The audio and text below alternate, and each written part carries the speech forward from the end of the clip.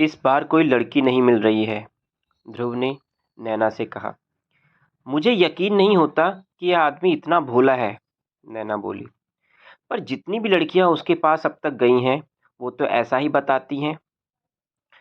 ये कैसे हो सकता है कि कोई आदमी किसी स्त्री को बुलाने पर हजारों रुपए फूके और रात भर उसके साथ कुछ ना करे, नैना ने आश्चर्य से कहा। बड़े लोगों के शौक निराले होते हैं।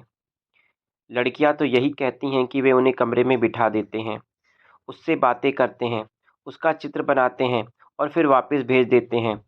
इस बार उन्होंने 30,000 देने की बात की है। मुझे तो यह आदमी सनकी लगता है, नैना बोली।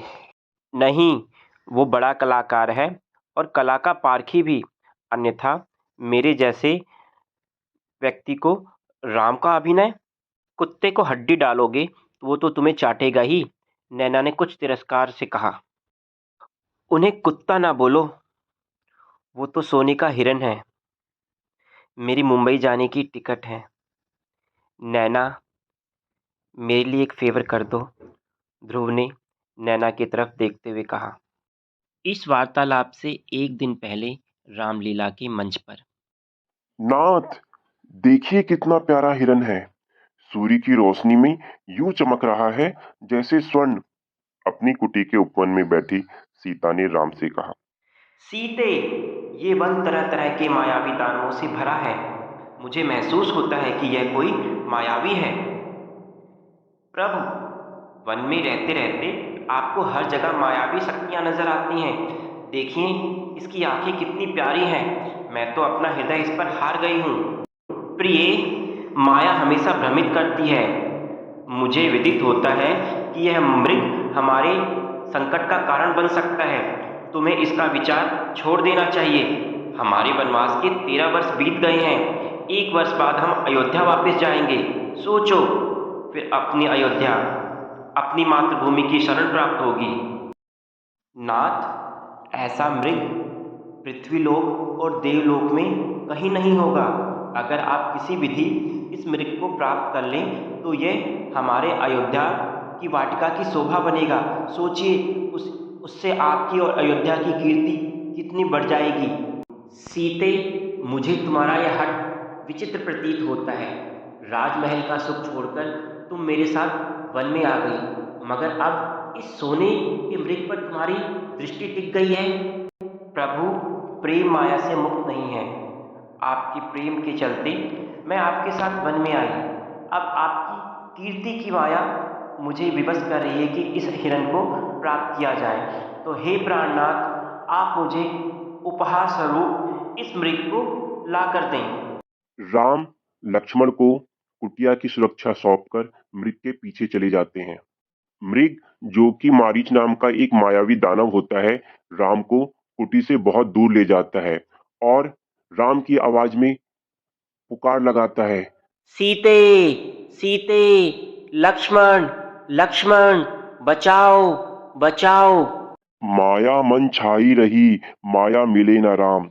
पति को संकट में जान सीता ने लक्ष्मण से आग्रह किया कि वो उनकी मदद के लिए जाए। कुटी छोड़ने से पहले लक्ष्मण ने एक रेखा खींची और सीता से आग्रह किया कि इस रेखा का उल्लंघन ना करें। पर सीता फिर से भ्रम में पड़ गई और रावण को संत जानकर लक्ष्मण रेखा लांघ दी। और आप जानते हैं कि जब कोई लक्ष्मण रेखा पार करता है तो उसका क्या हश्र होता है। इतना कह के पर्दा गिर जाता है। देर रात्रि रामलीला समाप्त होने के बाद ध्रुव और रजत एक साथ एक कमरे में बैठे होते हैं। ध्रुव, तुम्हारी एक्टिंग तो बहुत अच्छी हो गई है। सोचता हूँ इस बार तुम्हें अपने सीरियल में ले ही लूं, रजत ने झूमते हुए कहा। बर्फ डालूं या सोडा, ध्रुव ने स्कॉच का पैक बनाते हुए कहा।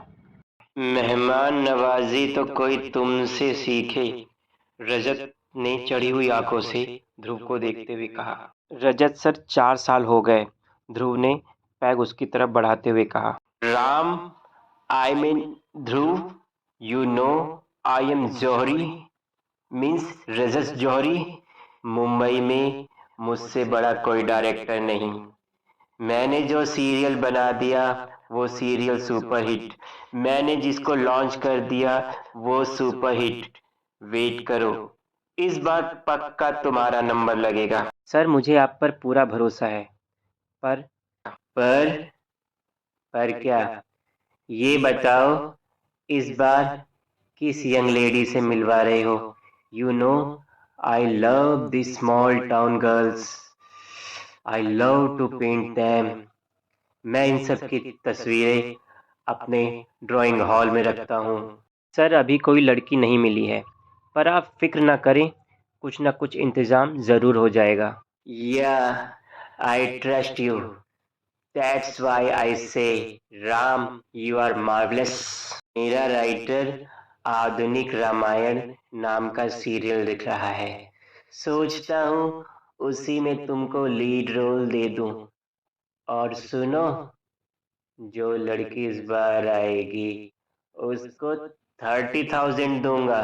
अब मुझे सोना है, तुम जाओ। बताते चलें कि रजत जौहरी मुंबई का एक नामचीन फिल्म डायरेक्टर है। वह 4 सालों से पिपलवा की रामलीला का संयोजक है। रामलीला के दौरान वो 2 दिन की छुट्टी लेकर पिपलवा आया करता है। वो अपने आप को राम भक्त कहता है और मारीच का रोल किया करता है। के प्रभाव से ही पिछले 4 सालों से ध्रुव को राम का और नैना को सीता का रोल इस रामलीला में मिल रहा है।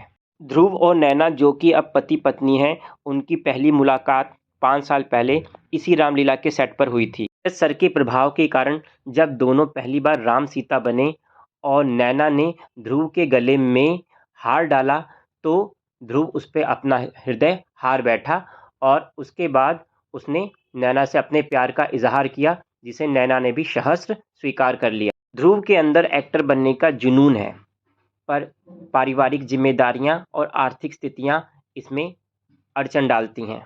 एक्टर बनना है तो सुविधाओं का मोह त्यागो, मुंबई जाओ, डायरेक्टरों से मिलो, नैना उसे समझाती। धक्के खाना मेरे बस की बात नहीं, मुझे रजत सर पर पूरा भरोसा है, वह बार बार नैना से यही कहता। मुझे यह रजत सचमुच का मारीच लगता है, पर अगर तुम चाहते हो तो, कहकर उसने ध्रुव को प्रेमपूर्ण नजरों से देखा। I trust you my Janaki, I mean Naina, कहकर उसने नैना का माथा चूम लिया। अगली दोपहर जब वह घर आया तो नैना घर में नहीं थी। सुबह जब नैना रजत के पास से लौटी तो उसने ध्रुव से कोई बात ना की। वह सारा दिन खोई खोई और उदास रही। बाद में ध्रुव को काम से बाहर जाना पड़ा और अब वह वापस लौटा है। नैना को घर में ना पाकर उसने नैना का फ़ोन नंबर मिलाया, पर फ़ोन स्विच ऑफ जा रहा था। फिर उसकी नज़र स्टडी टेबल पर गई। स्टडी टेबल पर एक लिफाफा रखा हुआ था। उसने लिफाफा उठाया। उसमें पैसे थे और एक खत भी। उसने खत खोला। खत नैना ने लिखा था। ध्रुव, मेरे राम, खेद है कि तुम मेरे जीवन के आदर्श नहीं बन पाए। तुम्हारी मृत तृष्णा ने तुम्हारी सीता का भी हरण कर लिया। रजत सचमुच मारीच निकला। वो अपनी लक्ष्मण रेखा पार कर गया।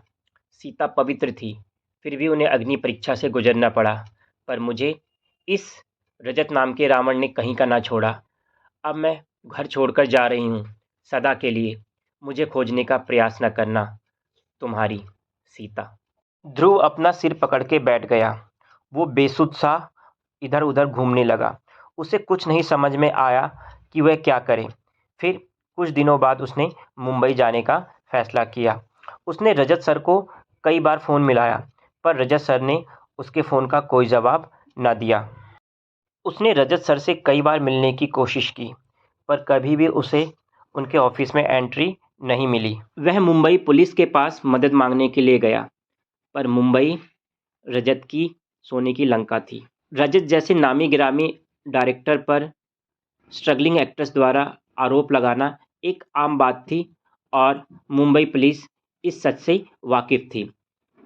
नैना के खत से रजत का आरोप साबित नहीं होता था, अपितु ध्रुव खुद इससे अपराध के कटघरे में खड़ा होता था कि उसने नैना को जबरदस्ती रजत के पास फंसाने के लिए भेजा था। रजत ने नैना को पाने की आशा छोड़ दी थी। मुंबई में भटकते हुए एक दिन उसे फुटपाथ पर एक पोस्टर दिखा, सीता हिरण। पोस्टर पर नैना की तस्वीर थी और डायरेक्टर के नाम में रजत लिखा हुआ था।